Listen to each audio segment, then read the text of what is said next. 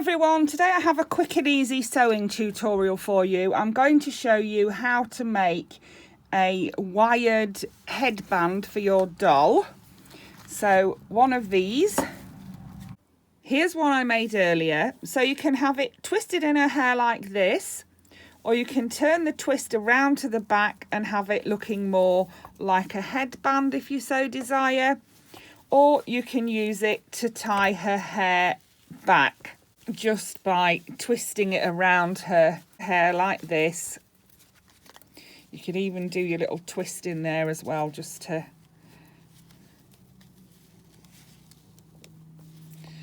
there we are.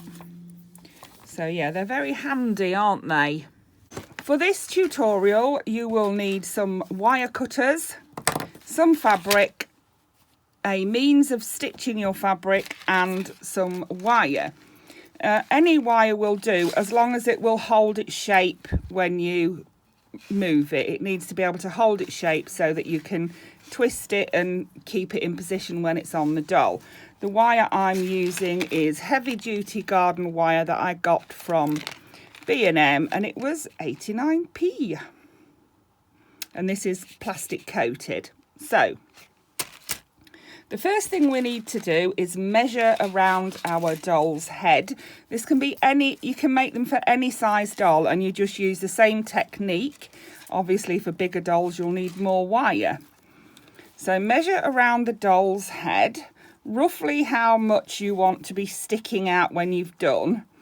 So I think about that much will do. So once that's twisted around, it'll stick out pretty nicely. So then we cut that with our wire cutters, like so. And then we'll pop Harley to the side for a minute, my little helper for today. So lay your wire onto your fabric.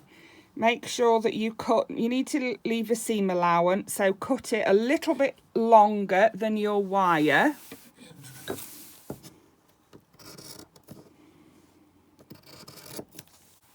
And cut it roughly double the width you want it to be when you're finished, making sure you leave your seam allowance. So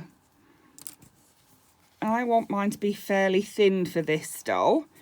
So that's about the width I want it to be, but I need to add in my seam allowance. So I'm going to go this. There's no hard and fast rules, just do what you feel you want. So we'll cut that like this, and you should end up with a long rectangle. Fold it in half widthways like this, and then fold it in half lengthways like this, so that you have both ends of your hair tie at one end. And then I'm just going to round that off, or more or less bring it to a point. So I'm going to cut it like this, just round it off a little bit, like so. The next thing you need to do is turn your headband inside out and stitch from one end to the other, leaving a little gap in the middle to insert your wire. So I'll do that now. So here is my stitched headband. I've stitched it all the way to here, left a gap and stitched it to the other end, making sure to follow that curve round to give it the curved edge. The next thing we need to do is trim off the excess seam allowance.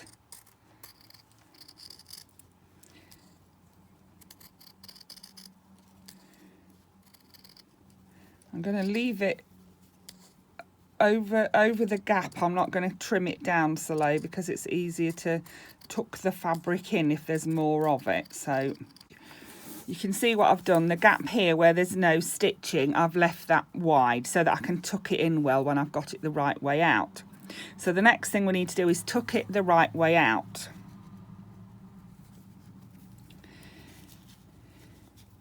You can actually use your wire to do this. It's quite helpful because it's especially for the smaller ones, it's not quite so easy to do. But if you use your wire, you can push it up and out, or you can do it this way, whichever way works for you. Okay, I've eventually got it the right way out. You can see that where you need to tuck your fabric in here. So pop your wire in first. And feed it down one end and then down the other.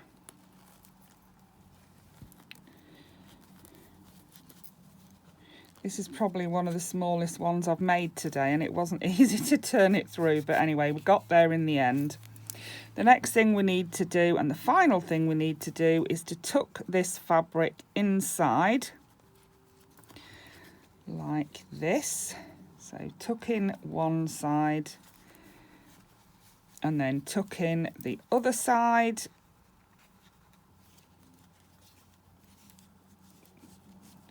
And then we just need to stitch that closed. You can do that by hand or by machine, whichever's easiest for you.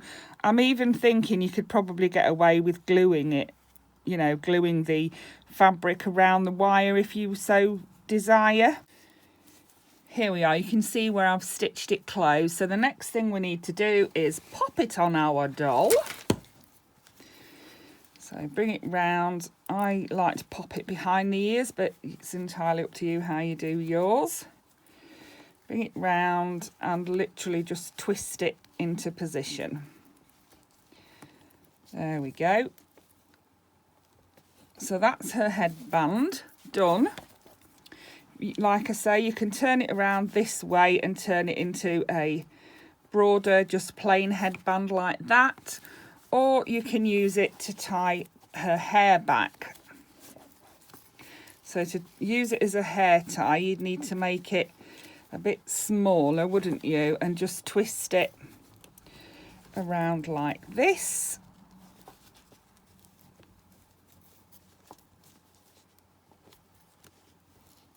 There we are. And that could be, like I say, that tutorial can be adjusted to fit any size doll. Here's some of the other dolls I've been making them for. I've made one for my little Penny. She's got a little one with foxes on that matches her dress. Doesn't she look cute? I've made one for my gorgeous Lacey. She's got this one with rainbows and unicorns on it. I've made this lovely yellow one for my gorgeous Blythe, sent to me by the lovely Kirsty. I've named her Lyra. They look so good on the Blythes. I really do like them for the Blythes.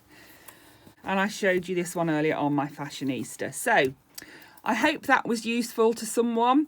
I hope you enjoyed that. Thank you for watching. Bye for now.